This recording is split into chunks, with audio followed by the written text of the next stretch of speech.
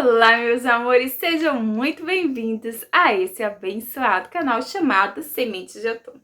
No vídeo de hoje eu vou falar um pouquinho para vocês sobre 3 arquétipos que eu fiz uso na minha vida, né? E eu não recomendo para pessoas que têm TDAH. Lembrando que isso aqui não é um canal de psicologia, não é um canal de psiquiatria, tampouco eu sou neuro, então eu não posso dar diagnóstico a ninguém. Mas, de acordo com as minhas experiências, com a experiência da minha esposa e com a experiência das pessoas que me rodeiam, eu posso ter propriedade para falar sobre isso.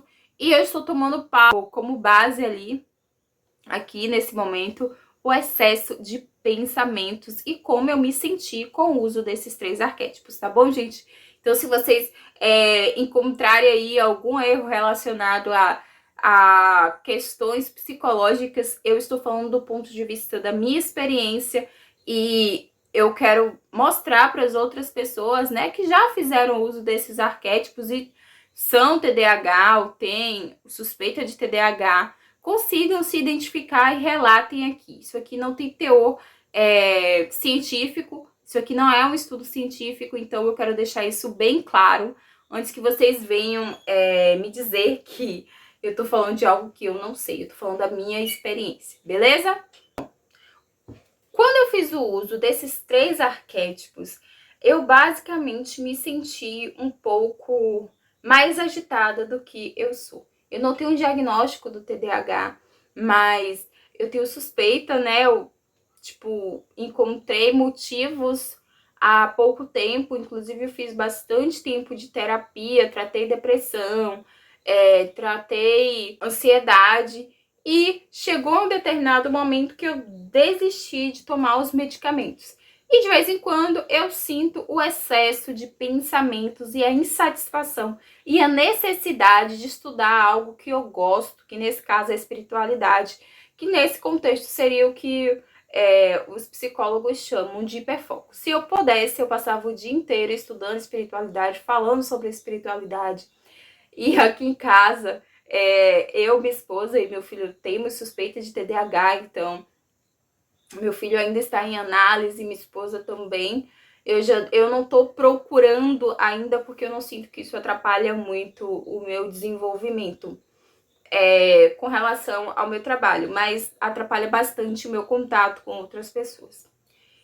E aqui é um interrompe, às vezes eu não me sinto ouvida e sempre gera algum tipo de conflito familiar, justamente por conta dessa suspeita de TDAH, tá? O primeiro arquétipo que eu ativei na maior inocência, porque eu de fato queria mais agilidade, mais tempo, queria trabalhar melhor, estava em 3 empregos naquele momento, estava precisando dar agitada na minha vida para conseguir usar toda a minha carga emocional para fazer todas as minhas atividades. E é um arquétipo que promete muito isso, foi o arquétipo do cavalo. Gente, foi a pior besteira que eu fiz em minha vida todinha. Quando eu ativei o arquétipo do cavalo, eu tive insônia, excesso de pensamentos, a minha cabeça ela não parava de produzir. E essa hiperatividade, a minha hiperatividade, ela é mais mental. Então, às vezes eu tô ali e eu não consigo ouvir as outras pessoas, eu não consigo estar em contato, eu me perco nos meus pensamentos. Mas daí essa hiperatividade se tornou uma hiperatividade física. E eu não conseguia ficar nos ambientes, por exemplo, eu tinha que trabalhar, mas eu não conseguia ficar no ambiente de trabalho porque eu estava muito acelerada e eu precisava ficar andando. E eu sou professora, então eu passei algumas tardes, eu fiz ativação durante uma semana e eu passei algumas tardes inteiras caminhando e a necessidade de falar também estava muito grande e eu não estava conseguindo conter, porque geralmente eu contenho, né? Pode estar a minha cabeça a mil, eu posso estar pensando mil coisas, me perdendo ali nos meus pensamentos, mas com o arquétipo do cavalo, o que eu senti de fato foi esse excesso de pensamento, a necessidade de falar o tempo inteiro. E sim, alguns momentos eu fui grossa ao responder sem pensar, né? Falei sem pensar. Geralmente a gente já fala sem pensar. Eu mesmo falo muito sem pensar às vezes. ou eu prefiro me calar sempre, não dizer o que eu tô sentindo, ficar mais na minha, tranquila, mas a cabeça, ó, tome-lhe pensar em suposições e em respostas possíveis. Eu lembro que a primeira grosseria que eu fiz foi com a chefa minha e foi tipo, saiu assim, eu tive que pedir desculpas depois e foi horrível. Não foi nada demais assim não, tá gente, mas foi uma cortada assim um pouco ríspida.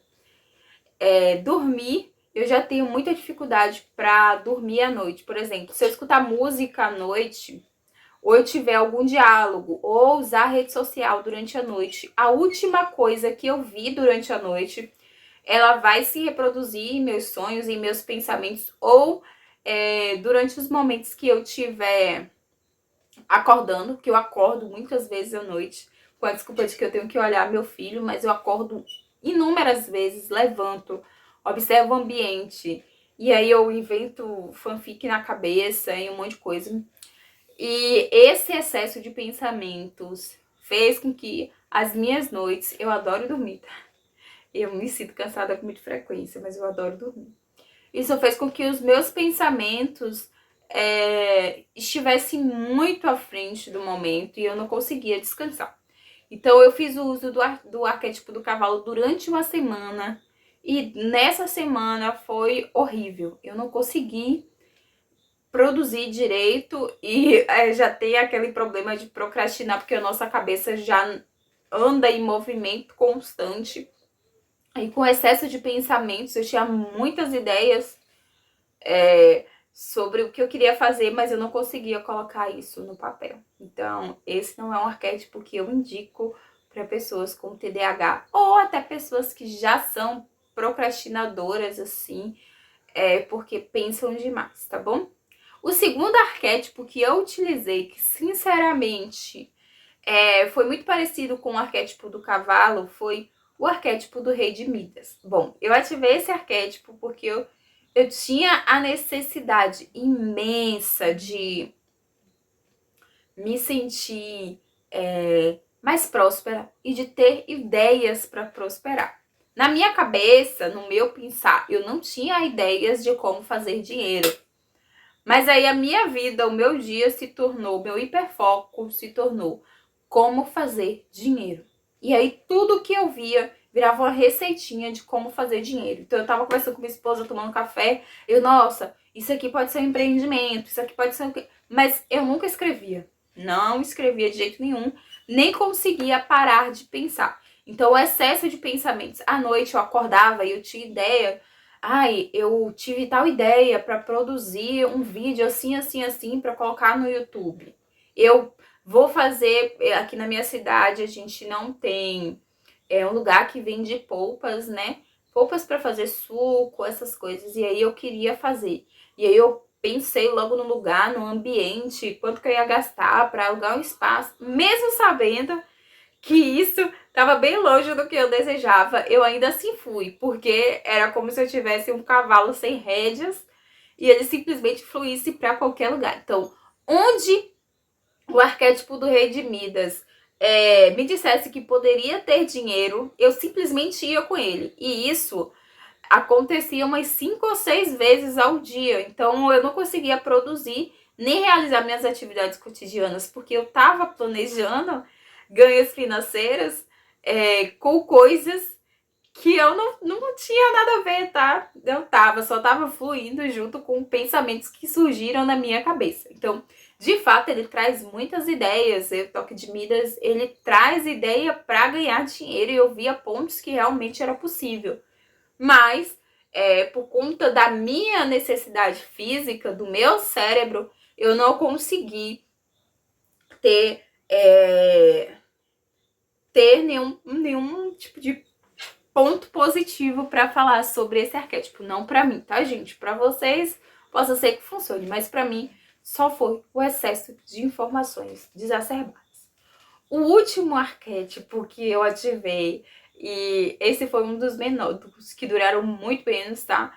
Foi o arquétipo da Imperatriz. O arquétipo da Imperatriz, ele é aquele arquétipo que você